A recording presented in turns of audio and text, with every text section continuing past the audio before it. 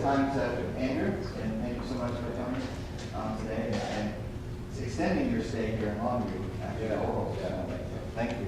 Yeah, so we've had to get the photos because I forgot in the middle of my, I didn't want to take the Facebook photos, for Facebook in the middle of my defense. So I get some photos so I can post them on Facebook and pretend that this was the defense part. But I'm sure you all will be a much more kind audience, hopefully. And they're actually great. So it's great to be here at LeTeourneau. I've heard a lot about LeTeourneau and Jay Gary. He's been a mentor to me and served on my dissertation committee.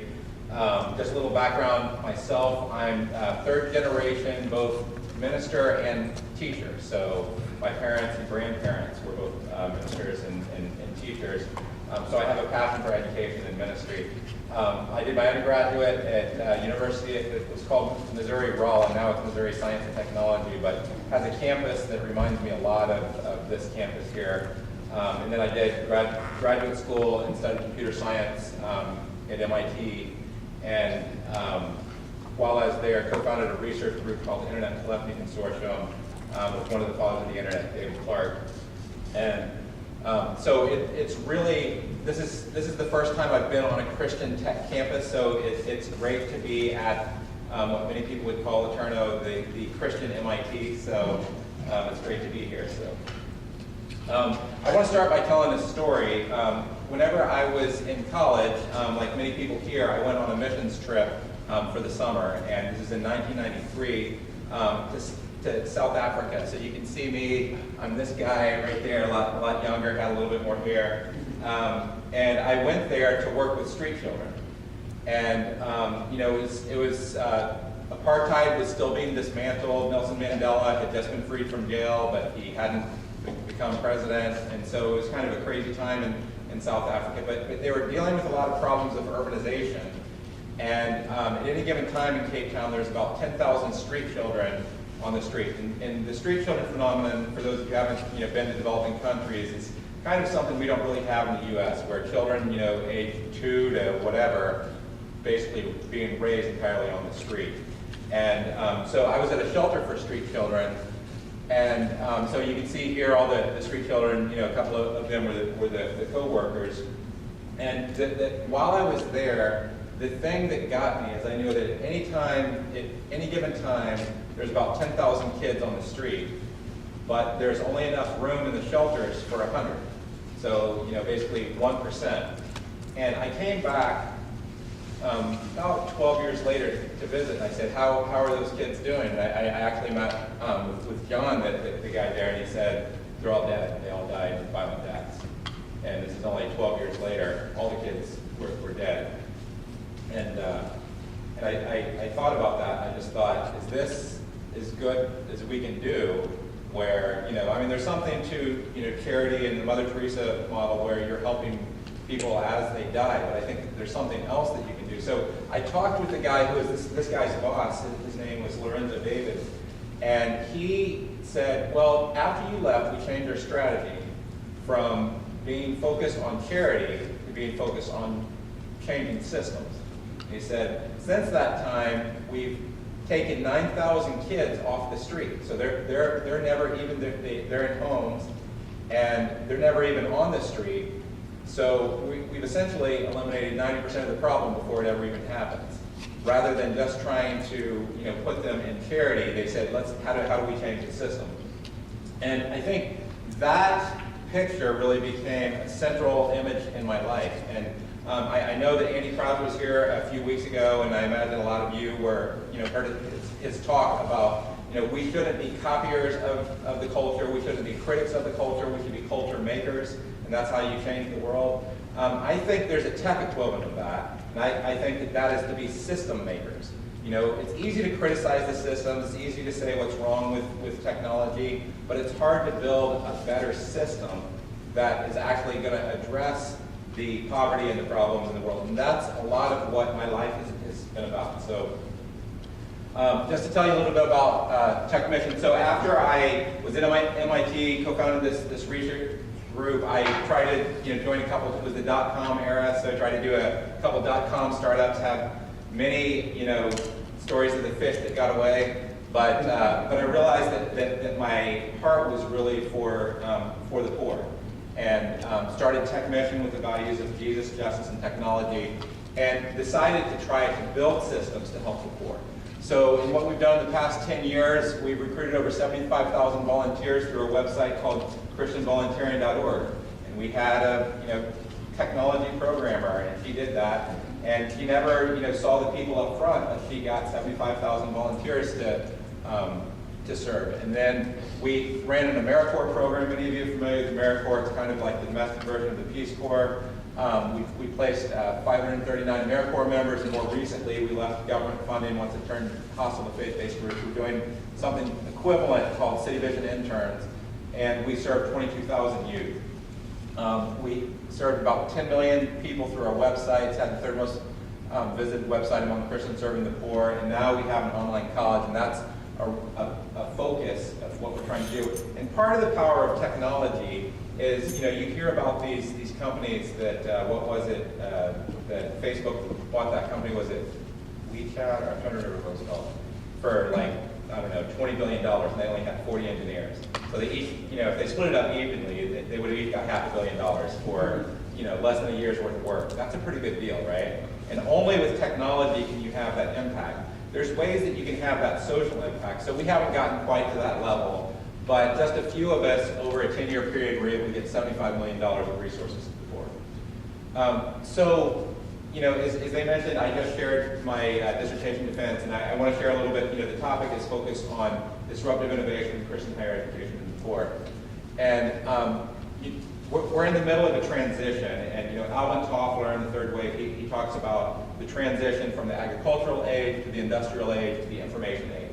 And as you make each of these transitions, there's a radical change in the system. So whenever I was in South Africa and working with the street children, you're having a transition from an agricultural economy to an industrial economy. Everyone was moving to the city, but they didn't have the systems to cope with that many people in the city, so you had the street children phenomenon happen.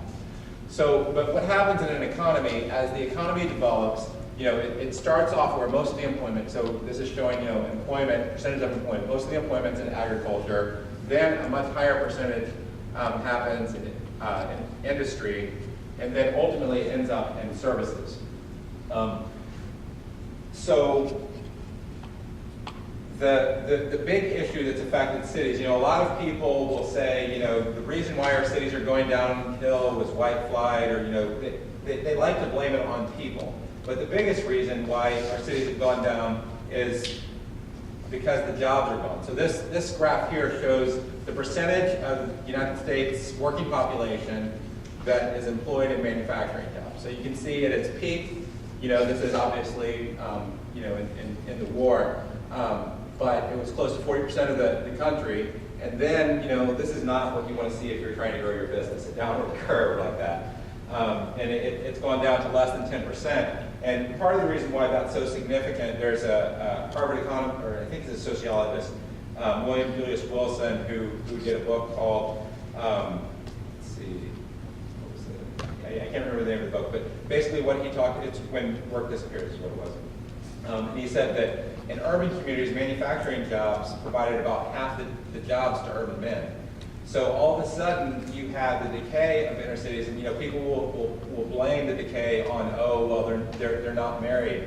Well, whenever there's no jobs for men, part of what he traced it back to is he said there's no jobs for men, so the women won't marry them because it's economically to their advantage to be on their own, essentially, because the men can't get jobs. So there's a lot of problems that resulted in this. And historically, what people have said is they've said, okay, it's okay that you go back to this previous thing. We lost all our agricultural jobs, and we replaced them with other jobs, industrial jobs. So people say that's going to happen again. But that may not be what's going to happen again. If you actually look at the top economists who are studying this, there's a study that was done in the UK that looked at employment in the United States, and they're saying that 47% of employment in the United States is at high risk of being automated in the next 2 decades. And there's been a range of books. The Race Against the Machine is a big one, Lights in the Tunnel, Average is Over. Some of these are hopeful, some of them are more dystopian. Lights in the Tunnel, paints a picture a dystopian future where the optimal way to run the economy might be that everything's automated, only 10% of the workers need to work, and the rest of the people, don't have to work, but they also don't have income. So you might say, well, that's great. We all just, retire and, collect things. Well, for people who are unemployed today, is that the way it works? I don't think that's the way it's going to work. So that's more of a dystopian future. So, how do you respond to that? And I think that, the overall frame of how I like to think about this is the quote from H.G. Wells, that human history becomes more and more a race between education and catastrophe. And, I think as Christians, we're going to say, clearly Jesus needs to be in there. It's going to be Jesus and catastrophe, but Jesus always, he met people's physical needs. People came to him hungry, and, the 5,000 are hungry. He didn't just say, sorry, I'm only healing people today. If you don't have healings, then, go get your own food. He would serve the physical needs of people. And the biggest physical need right now, I think, for the poor is education. So, all this might sound, discouraging, and the question is, are we winning the race?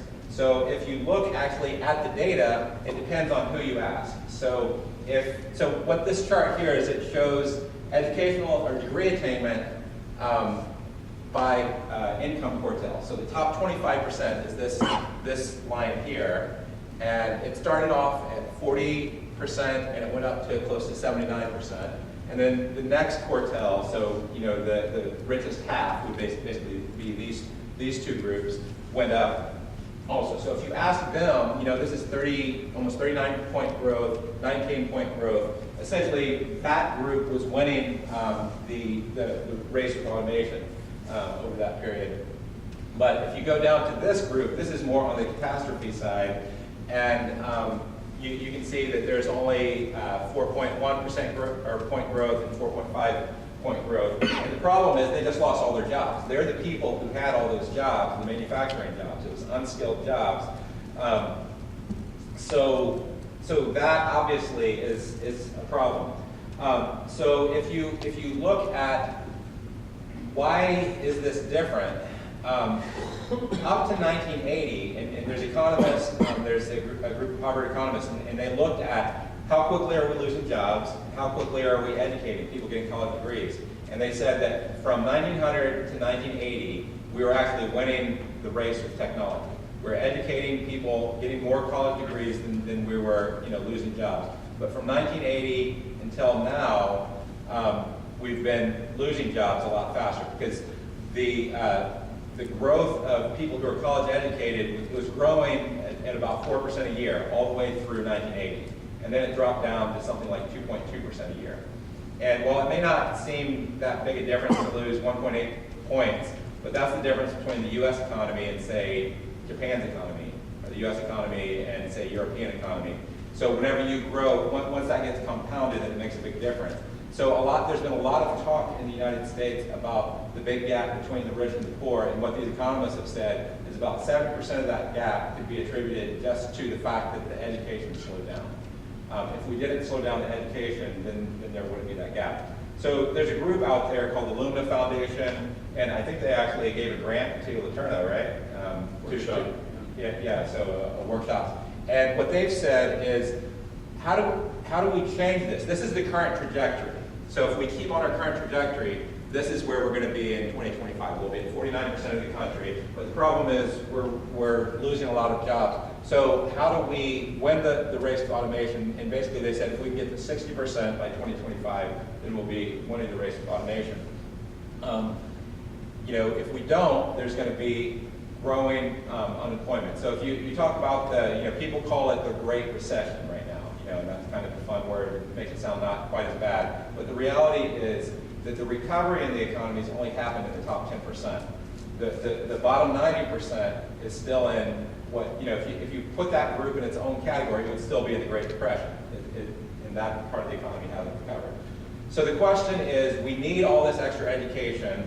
Where are we going to get it? It's not going to come from the government. The government is decreasing funding, and obviously in Christian higher education, you're not going to get a lot of the state subsidy that the state schools get. So that's where the disruptive innovation comes into play. So the basic idea behind disruptive innovation is you start with some sort of technology. So, you saw us taking pictures with a digital camera. So I had a digital camera back in, maybe it might have even been the 80s. And it was incredibly grainy. You could barely even tell the picture, like what it was, the picture of what you took. I thought it was really cool at the time. But it was really poor quality. So it starts off really poor quality. But then eventually it gets better than your basic point-and-click film cameras. Then it gets better than the average film cameras. And then now the best digital cameras are better than the best film cameras. So there's been a lot of industries that have been disrupted, a lot of them related to the internet. The internet disrupted travel agents. Mobile phones disrupted traditional landline phones. Netflix disrupted Blockbuster, which disrupted the movie theater, which disrupted traditional theater, right? And you'd even say the traditional theaters disrupted the average person telling stories or whatever. So I used to work with venture capitalists, and I was the guy who would go in and they would say, what state is the technology in? Is this technology ready for prime time? And if I look at where online education is, I would say it's right about here in this process. So it's good online education is better than low quality physical brick and mortar schools. So what's happened right now, if you look, there is a wave of schools that are closing, but most of the schools that are closing, I would say, are the low quality ones, because they're having schools like Liberty University now has 100,000 students in it, and they're competing with these low quality schools. So, but the idea is that disruptive innovation keeps going up and up until there's increasing quality. So there's a lot of controversy around the idea of disruptive innovation in higher education. There's a lot of people who would say it's not going to happen, and there's a lot of quotes out there, and it's quotes like Peter Drucker in 1997. He said, 30 years from now, big university campuses will be relics. So if you look at where we are 30 years from now, that's 3 years. That's in 2017. That's it's almost 2015, so that's almost 2 years. I don't think that all the university campuses have closed, right?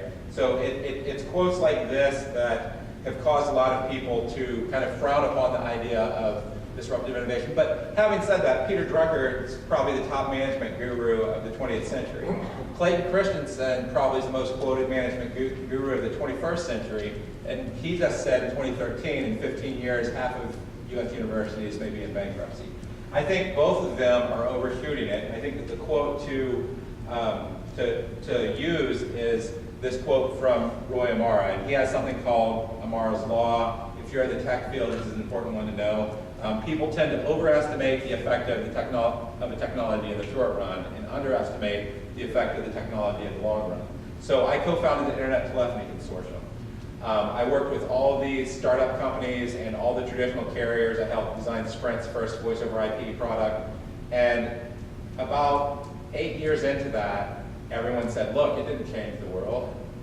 And then now it's about, 16 years after we made a lot of those, about 15 years after we made all those predictions. And what happened this year is Skype, the minutes that are happening internationally on Skype are greater than all the long distance carriers combined internationally.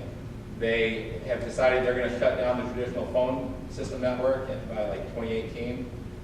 So that it's going to be, like they shut down analog TV. Over a 20-year period, and that's part of the reason why a lot of the predictions I'm doing here is more in the 20-year period, you'll see a lot of these transitions start to happen. So if you're in technology, you've probably seen this in one of your classes or used this innovation curve in one of your classes. So it's technology, this is the innovation adoption curve. So as technology, new technology is introduced, you have the innovators. So who here used the first Palm Pilot that was out there? Or who actually had a Newton? Now, if you had a Newton, you were really, bleeding edge, right? So, and then you have the early adopters. So who had like a Trio phone or the original Windows smartphone, right? So that's the early adopters. Clunky, horrible device. I'd play music and it'd crash on me all the time. And then you have the iPhone. So that's where you get into the early majority and Android, the late majority. So part of what the iPad is doing is it's providing that late majority. I hear people giving their grandmother an iPad and not really telling them that it's not a newspaper, and they just flip through it and don't even really realize that they're using technology. So that's how you get the late majority. But the key issue here is this thing called the chasm. And the chasm is basically the people who build this stuff, who are the super techies who get the Palm Pilots. They often are not the people who know how to serve this side. So Steve Jobs, he's a very suave guy, right? He understands the average person. But a lot of the people who build these things, Wozniak, the other guy on Apple, he's over here, right? So if you look at a lot of the internet companies that created technology, so iPhone, is an obvious example, but Google wasn't the first search engine, Facebook wasn't the first social network, Skype wasn't the first voice over IP company. They met the need in the market there. So if you look at the innovation cycle of online education, I would say that we're right here. We're still in the early adopter stage, and I would call that the learning management system stage. So I've never heard a person who said, that learning management system was so easy to use, I love that. Like they never have the response, like an iPhone, you're like, I can't believe how easy that is, right? I've never heard someone say that about the learning management system. So, and I think we're getting ready to go into the next stage, which is what I'm calling the courseware stage. And let me just tell you a little bit of what the courseware stage is about and what courseware is about. Basically, courseware, you can think of, and it's more vision, and there's a few people who are out there competing in this space, but you can think of it almost like an educational operating system or an ecosystem that provides modular building blocks in an app store-like environment that enables affordable, simple, adaptive learning. And some of the courseware vendors that are out there, one of the first ones that are out there are publishers. So we are working with McGraw-Hill. They have a system called Connect. Pearson has a system called Connect. And what these systems do is essentially it builds on an ebook, but it provides the course with the ebook. And as the faculty member, you can choose which sections you're going to include. It has an adaptive learning system for each chapter. So a student who's already mastered that concept, they go through the online tutoring system, they answer the first 5 questions right, then they just skip that whole section, they're done. Whereas, someone who gets them wrong, they're going to have to keep going through the tutoring. It has built-in question banks and all the things that faculty would need. And then the other groups that are out there, and these are really the first people out there, but I think in the long term it's going to be the technology ecosystem. So that's where you have courseware tied to devices or tech ecosystem. So things right now, like if you think about, well, iTunes University replaced the college campus. No one would think that today, right? But give it 20 years, give it 30 years, you might have some things, if it keeps innovating, there could be things that happen there. And I don't think it would replace it, but it could disrupt it. Google, they just came out with Classroom, they have their Chromebook, and app stores. There's groups that are trying to basically include all the things you need for your entire degree in a tablet. So that's another group. You have independent courseware vendors like Newton and a lot of adaptive learning vendors. Then you have open courseware and MOOCs. I actually think, all the hype is around MOOCs. I think that MOOCs as they exist really aren't going to do a whole lot. I think they're largely marketing vehicles for the large universities.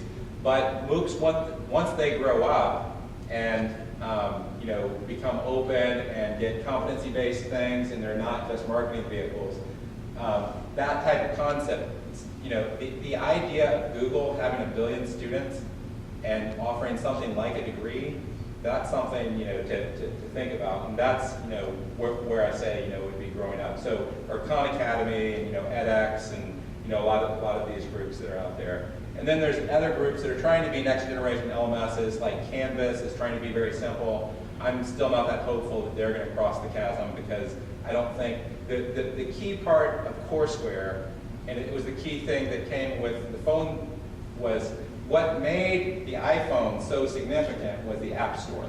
You could get 100,000 apps. And that's what's going to make the courseware, that's why it's not called a learning management system. It's called the coursework. It's going to be the content that is integrated in it in an easy to use manner. So what I did in my dissertation is I basically did kind of what I used to do while I was at MIT and working for companies. I had a section where I tried to forecast the future and say, based on this forecast, how is this going to impact what strategies we pursue. So a lot of the books out there that have been written on this, there's one called Abelard to Apple, Idea of the Digital University, College on Disrupting Class. Most of them have said that the elite, the top 5%, or sometimes they say the top 50 universities in the United States, will be somewhat immune to this. They're going to have brands that are so strong that, and they also have endowments that are so strong that they're going to be able to weather this. So in part of what I've looked at is I've looked at closer to a 20-year period, 21-year period. So what will higher education look like in 2035? And my expectation is that the cost of tuition are going to go up. There's something called, and I can't remember how to pronounce it, Barrow's cost disease, how to pronounce it. But basically the idea is that what's driving up, the fundamental thing that's driving up the cost of higher education, I think it's Bayram's cost disease, is the fact that highly educated, highly skilled workers are, the premium on them is going up. It's the reason why the 1% is getting more and more rich. If you are really educated, then your premium is going up and up. So if you look at the growth of the cost of higher education, it almost exactly mirrors the growth of the cost of doctors, the cost of other skilled services.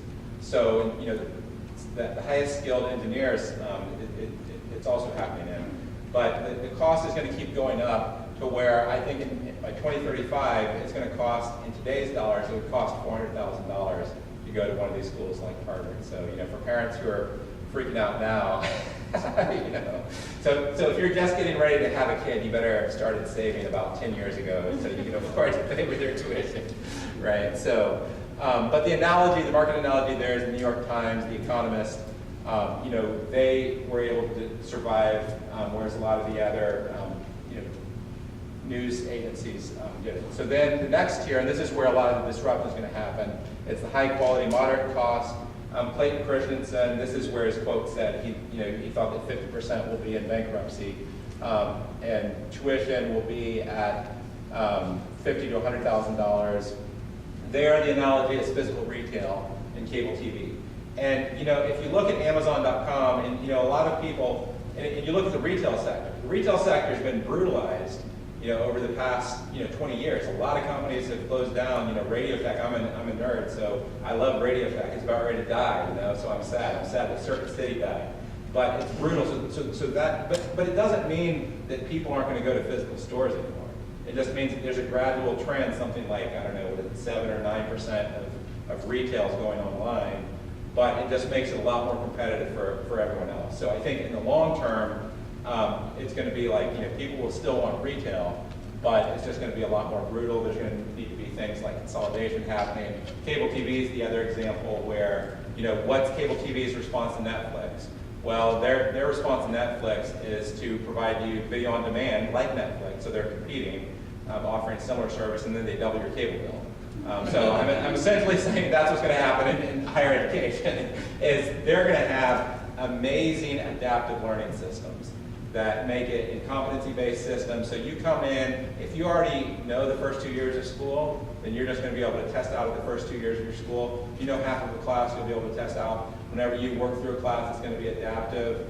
But they'll double the cost of your tuition because they're going to be charged by those vendors to do that. But that would, what that would mean is if you spend 4 years in school, instead of wasting that time, well, maybe not wasting, but you're going over material you already learned, you wouldn't have to go over that material if you already show mastery of it. The tier 3, and this is really the tier where City Vision is trying to focus on. It's the good enough quality, low cost. So there to compete, I think you're going to either have to be a niche player, which right now that's what we are, we're a niche player, or you're going to have to go big. You're going to have more than 100,000 students. And there you're talking about having tuition. This is for an accredited degree of $100 to $5,000 a year tuition. Now you try to think about how do you offer a $100 a year degree that has any quality. You can't do that right now. The idea is if Google or someone else offers a free foundation, then you could probably do wraparound services around that. And there the analogy is looking at, the news agencies today. Huffington Post gets more web traffic than the New York Times because they understood that the model of the internet, and they really joined the technology understanding with the journalistic understanding. And then, Netflix is another example where, I haven't had cable TV since 1997, I think, or 1998. And I was an early cord cutter. But a lot of people, $8 a month to get Netflix, that's good enough for me. It's not as good as cable TV, but it's good enough quality for me. And you know what? I waste less time because I don't have all those channels, right? So then the tier 4 is going to be the courseware ecosystem, small businesses. So that's going to be people who are selling apps. It's like the App Store. And selling educational content, books, all sorts of things. There will be a lot of people who are essentially like eBay or Amazon merchants, bloggers, self-publishers. A lot of faculty will play in this. So, whenever you're faculty and you're complaining about, I'm an adjunct, I'm not making any money, well, if you write that one app or that one thing, then you could be, the Flappy Bird or whatever the equivalent of that is for education. And obviously, you're not trying to educate people with Flappy Bird, but if you can get that, if you can produce the best, course on accounting or something that everyone else uses, then you're going to be, doing really well. And then the tier 5 is going to be the courseware platform. So, that could be Google, and I think the tech companies are going to be the best position. You can imagine Google has 1 billion people being educated on Google at any given time through their courseware platform. Now, they probably won't offer degrees because I don't think they want to get involved in the regulation. But you can imagine that you take all these tests through this, certified center, and in your app store, 99 cents or whatever it is, so that you take this test that's the equivalent of an AP test, highly rigorous, and then at the end they say you've now had to bundle to buy a degree. Would you like to, click on that and get a degree? Now that's horrifying to a lot of faculty, right? But what it does from a justice perspective is it completely changes the world. So let me just jump back here a little bit and say, what I really care about, with someone who's serving the course, I care about this group here. And I think that, how are you going to get this group educated? Now, this group can buy cable TV at double the cost. This group up here, this group is going to be hurting. So it's going to have to figure out, am I going to go, mortgage my future, or am I going to go the courseware route or something in between? But that is where a lot of the benefit is going to come from. And I think that, if you look at higher education overall globally, and you look at, what portion of the globe has gotten a degree so far, we're still in this part. And I think that higher education as a whole is getting ready to cross the chasm. There's all these things you have to do in higher education that people are like, why? And it doesn't necessarily make sense. It's part of, the quotes that are out there is that the basic technology used in higher education is 900 years old. It's a lecture, invented in monasteries, and even, the campus of concept, or the concept of a campus that's, reserved came from the monasteries. So how are you going to get 2/3 of the world to have some sort of degree? Well, you're going to have to, someone's going to be coming up with the iPhone of ways to deliver degrees, and that may not, it may be like how voice over IP was in the United States. Voice over IP and internet telephony, it didn't change our phone system that much. We now all are buying cellular phones, and our phone plans have gone up. Like I used to pay $20 a month, and now, I have to pay $100 a month so I can get a data plan that's with it. So in the U.S., it may not change higher education that much. Globally, it's going to change higher education dramatically. Just like happened in voice over IP, where international traffic, Skype became the majority of international traffic. So let me see. All right. So that gets into, well, why don't I actually pause here and see if people have any questions? Because I think the rest could get into answering questions, but I want to take a minute to pause and open up for a discussion. Obviously, some of this is provocative. most people either, look at this and say, okay, I basically agree with that, or I basically disagree, or, some people, like one of the people on my review committee said, I'm glad I'm retiring. Because they realize that they're in, they are in the manufacturing mode of education, and they have manufacturing skills, the industrial mode of delivering education, and they would have to all of a sudden become a computer scientist or whatever, so to speak, to be able to understand this. So So I think a lot of degrees suit themselves more toward an online delivery. Right. And I think about, we're teaching people how to repair airplanes or how to fly airplanes, or maybe computer programming. You could do that online through tutorials. Right. Yeah.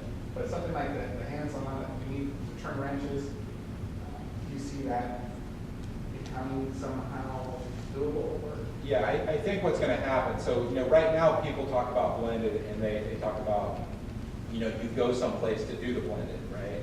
I think the blended learning, so the idea of blended learning is to do something online, and then, like I did a course with Baki, and I did, I think it was like 10 or 11 weeks, let's see how long it was. But we did like 5 weeks online, then we did 10 days in Jamaica, intensive all day, every day, and then we did the last half. So that's the common way to do blended. I think it's going to be much more common where the blended is going to follow you around.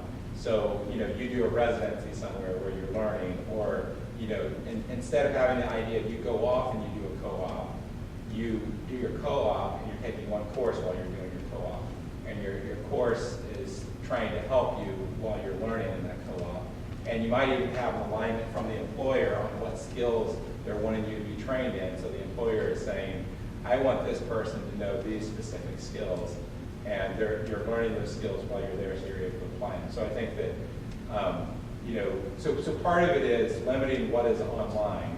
You're going to need to have blended, and that's how it's going to ultimately, be better. So if you said that digital cameras had to always stay digital, and you could never print something, then they wouldn't have been that competitive, right? But part of what happened is the world shifted, and the jobs are going to shift too. So more and more of the jobs are going to, so right now, why do we use digital cameras? Because it's easier to put photos on Facebook, right? And if you had to print it out, all of a sudden you've lost something, because you have to print it out and you have to scan it. And so what's going to happen is more people are sharing photos on Facebook, so digital cameras are more competitive.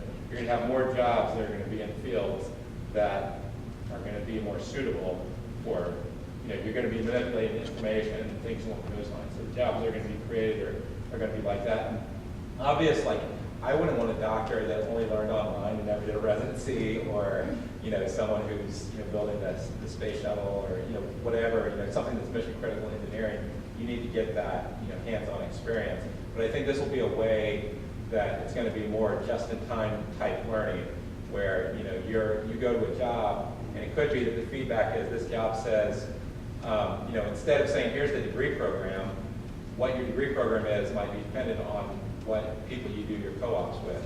And your co-op people say, well, if you're going to work for Procter & Gamble, you need to learn these different competencies, and that'll help you get a job here. If you can score this well on these competency tests, then you'll get an interview, and then while you're here, you can use other competencies. That may not ever get a degree.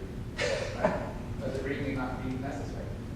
That's possible too. And part of what I talk about in my dissertation is that ultimately the concept of degrees might be less significant than what I call your educational analytic profile. So LinkedIn, I think, is an early assessment of that. But you can imagine LinkedIn that gets tied into a lot of people will put some of the certifications out there, A+ certification or technical certifications. They'll put that on their resume. But you can imagine that there's something called open badges, where they're trying to get competencies in an open format. You can imagine that if you pass a Coursera test, you say import into my LinkedIn profile, it's automatically there. The employer says, I'm looking for people who can do these 3 things, and then they find you. That's how it works, right? Does that make sense? So the idea, and part of what I talk about also in the dissertation is the idea of you're unbundling everything. So, you had the old vertical integrated technology companies, for the mainframe era, and then things got unbundled by, Microsoft, and then, so I think there's going to be a lot of things that get unbundled, so that, there's a lot, whenever I talk about, this app store-like environment, the course is one unit, but there's no reason why that has to be religiously the unit that you use in teaching educational, quantities. It's essentially like saying that because we're using trains, all vehicles have to be the size of a train car, and they all have to be this wide. There are going to be a lot of different types of vehicles if you're not on a train tracks, so to speak. Other questions?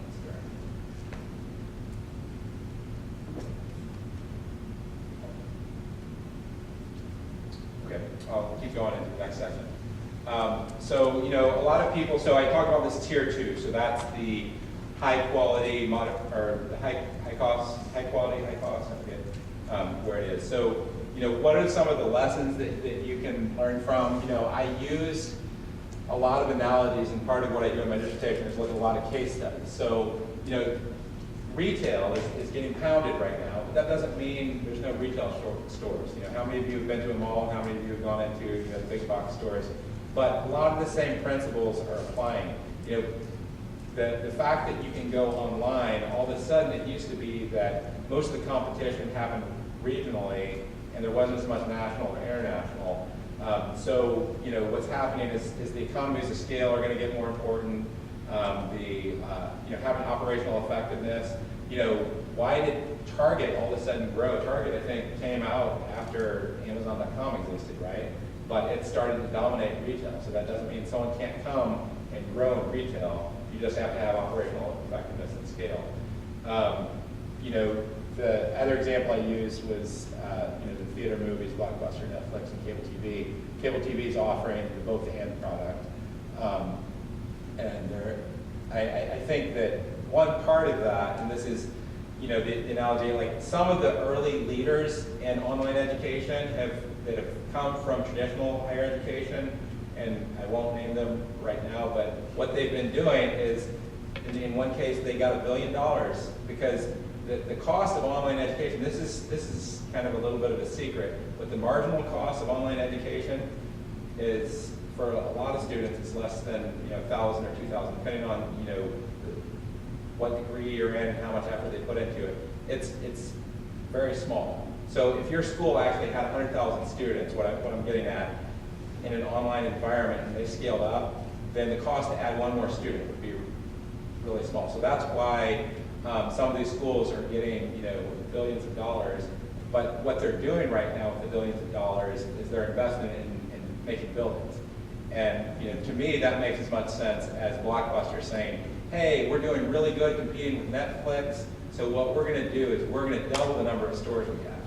And obviously that didn't work well for Blockbuster. Now there's a reason to have buildings in physical, but the idea is if you're going to get $1 billion, you should invest that in digital infrastructure, not in the physical growth. The other market analogy that I talked about was voice over IP and Skype. So I think the biggest impact is going to be international.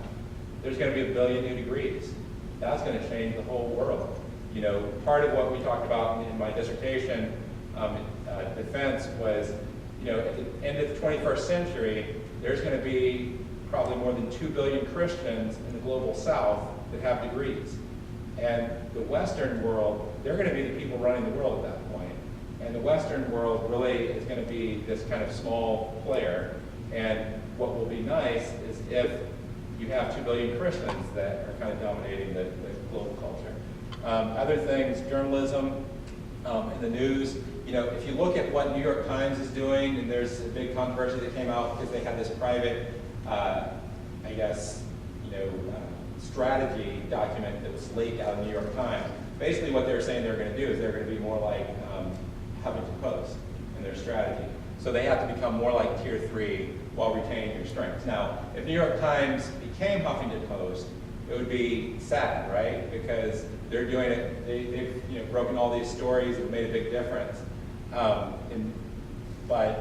So they're retaining their strengths, but being more like tier 3. The other, I think case study learned from is from farming.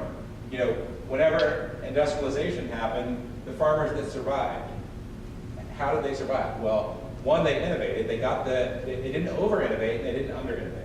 They weren't the people who bought all the new seeds and bought all the new tractors and then got into debt. They're the people who knew to buy the right things at the right time, and they consolidated.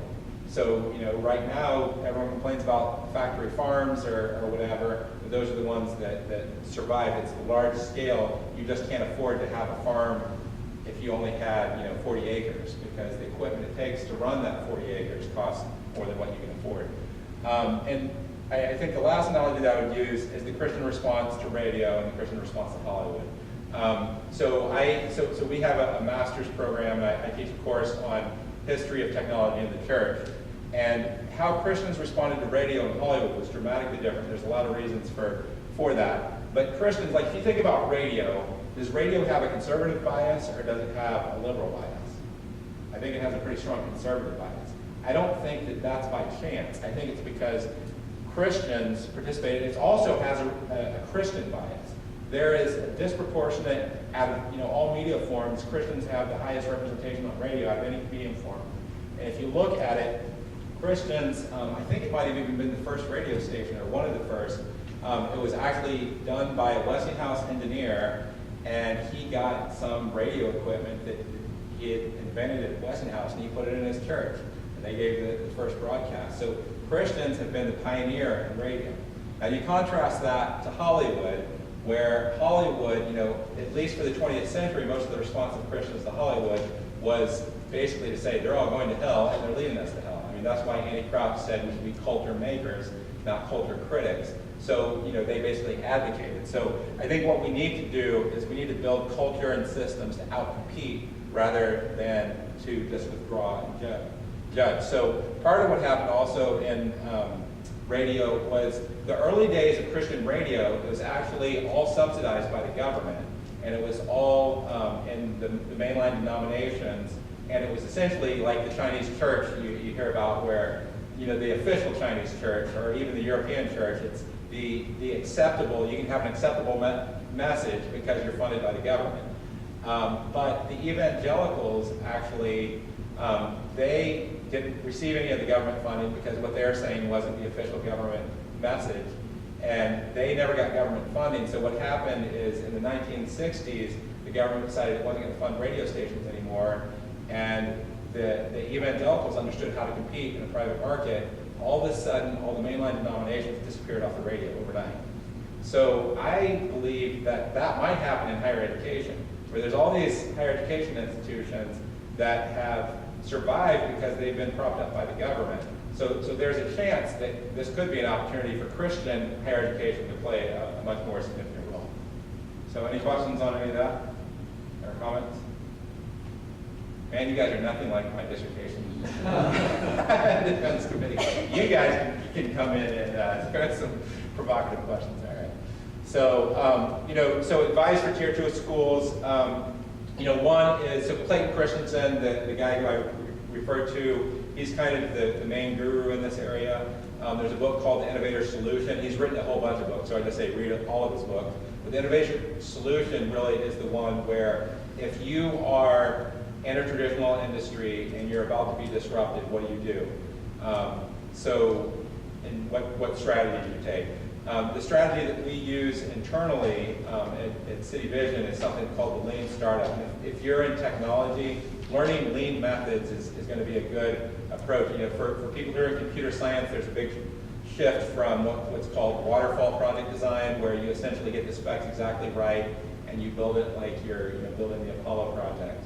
And in some industries that makes sense, but in the computer industry, Facebook is doing a new release every 2 weeks of their app. And they're using Lean Startup methodology, where you test something, you see how it goes, and then you change it. You test something, you see how it goes. So how fast essentially your experiment cycle goes is going to determine how quickly you can improve your product. And I think that approach to curriculum design is going to become more and more important. I was just listening to a talk yesterday, and there's a guy who said, I guess he worked for some agency in the government, and they asked, what's the biggest segment of the economy that's growing? And he does the charts with labor. He said it's the category that the economy called other. And then even other they have broken out into, biotech and, new things. And he said, what's the biggest category in other that's growing? He said, other. It's basically the things that no one really knows what to call, right? And if you want to be, how are you going to make it in education? There's a guy who I heard, I think he was even like a college student. And he found out that the new programming language that Apple came up with, what's it called? Is it Swift or is it? I'm trying to think. So Apple just came up with a new programming language.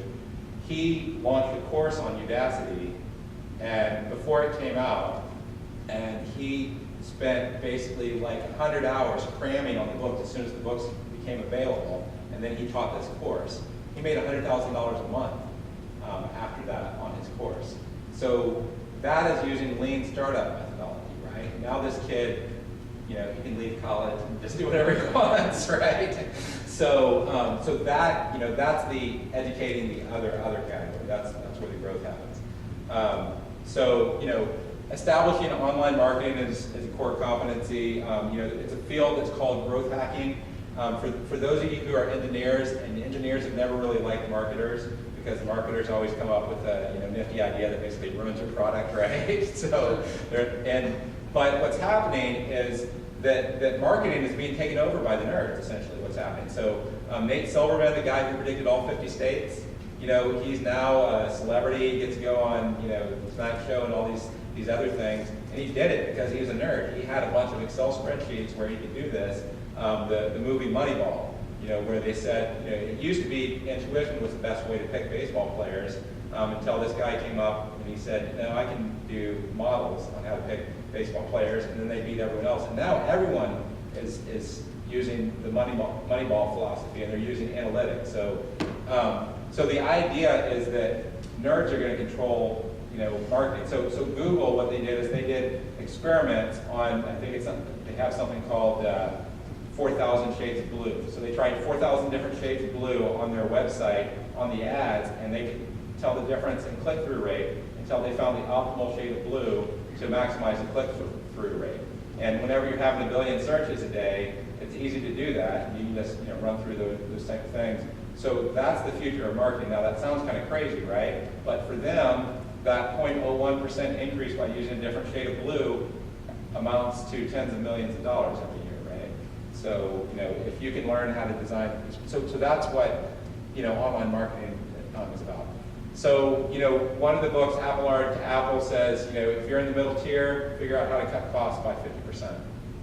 Because, Target is making it, and people who, the people who are making it right now in retail, they're learning how to be efficient, essentially. The other part is quit building buildings, invest in digital infrastructure, essentially, invest in number 1 and number 2 above. How do you get a lean startup culture going? How do you, I didn't talk about this, independent division. I mean, tech people are pretty familiar with the idea of skunk works, right? So how do you provide low-cost online education, model it after College for America. So College for America came out of the University of New Hampshire, Southern New Hampshire, right? And they are trying to get 100,000 students and a degree program for $2,500 a year. And you think about how can you get a degree program for $2,500 a year? Well, you can get it if you have 100,000 students. That's what they figured out. Now, the question is, can they get 100,000 students in that? And ultimately, I think they will be able to have a high-quality degree program because, 100,000 times 2,500, what is that? It's a big number, right? 250 million, or is that? Yeah, it's 250 million. You can do a high-quality degree. If you have one degree, imagine if you're a department, or you're in charge of a degree program, and you have a budget of $250 million. I bet you can come up with a good degree program, right? So reinvesting any revenue or profit that you make in online education, put it in online education. One of the things I think, I love the history of LeTeourneau, and I took a picture of the picture of all the servicemen, out there in the warehouse, and they got like tractors behind them, right? And that's how they taught things. So I think that there's an opportunity to do that. You know, a lot of schools, and I don't know if you guys have done this yet, are you know, creating incubators or creating business plan competitions, creating, you know, co-working spaces. Ultimately, you know, someone recently, there's a campus, and they said, you know, would you like to compete for this campus? And I said, no way, that would distract me. But campuses can be useful, but in the online division, it needs to not have to think about that. Does that make sense? So the other thing that I want to talk about, this is, so the other part of my dissertation, more towards the end, is talking about where we're doing this shift from, you know, you had this shift from rural to urban, right? And then you created these degree programs that were, you know, called urban ministry degrees, until, you know, now almost all ministry degrees are essentially urban ministry degrees in one, you know, manner. Maybe there's suburban, but the idea is there's this shift that's happening between, you know, from just being urban to being online. So in the past year in the United States, they did a survey of people on how much time do you spend in media, and it was the first, I think it was like a year or two ago, for the first time in history, people are spending more of their time in media than they are in the real world, so to speak. So they're on TV, they're reading things on their, you know, tablets. All those things combined are adding up to more time. That's including the time that you're sleeping. So more and more of your time, right? That's brutal, right? So that's like 2/3 of your time. Now some of that's good. Some of it's reading books, right? So you can't, you know, say that that's bad. But how do you prepare future ministers in technology? So that's a lot of what we've been thinking about. So how do you prepare people to minister to people in the information age? So I've been talking a lot with Dr. Henry about you know, our Theology of Technology course, and I know that there's some people here who have an interest in that. I'm teaching a course next semester in technology, cross-cultural ministry, in the poor. So how do you use technology to help the poor? We have courses in emerging media ministries, theology of work. I mean, you guys live this here, so theology of work in the STEM profession. I'm sure that that's essentially what all your theology of work is. And then history and case studies of technology in the church, technology, life balance, and addiction. You know, so I look at a problem like the fact that something like 2/3 of Christians, I think it's like 70-some% of Christian men admit that they use pornography online. 1/3 of women admit that they use pornography online. You look at a problem like that and you say, you know, if there was 2/3 of your campus was using drugs, there would be an all-day assembly on, you know, drugs and dealing with things. But the reality is, how do you deal with that problem? Well, half the problem is technological, you know, and I install something that's called Covenant Eyes, and what it does is it emails my accountability partner what I look at on the internet. So I don't have to look at it. I know that if I do something stupid, my accountability partner is not going to only know that I did something stupid, he's going to know exactly what I did stupid, right? So part of that's technology, or protecting my kids online. You know, like, it's not enough to, you know, limit the device itself. You'd have to have a router and, you know, things along those. So part of the problem is technology, but it's not just a technology solution, because as you find, you know, I heard someone talking about, you know, campuses where it used to be that all Christian campuses filtered the internet. I heard someone saying we shouldn't do that anymore because they all have cell phones. If they're going to look at porn, they're going to look at porn. So how do we get them to have accountability? So that's the type of problem that you're gonna wrestle with in a course like that. It's, you know, technology, life balance, addiction. You need to have the addiction recovery side, and you need to have the technology side. So anyway, any questions on that? How am I doing on time? I guess okay. All right. 3 minutes. 4 minutes. Okay, 4 minutes. Okay. The rest talks about our tier 3 strategy of what we're doing. Essentially what we're trying to do, where we want to get is we want to be able to, you know, I was talking with Dr. Smith about what if we could have, as a part of every Christian homeless shelter, part of their program is people just get a college degree. You know, they get sober and they get a college degree at the same time. That's the type of disruption that I'm talking about. What if we can get 2/3 of the world to have a college degree by the end of this century? That's the type of disruption that we're trying to enable, and then what role will Christians play in that? So that's basically it. So Thank you all. If you have any questions or want to talk more, I'd love to connect. My email is andrew@cityvision.edu. You guys can connect with me if you want to follow Well, thank you, Andrew.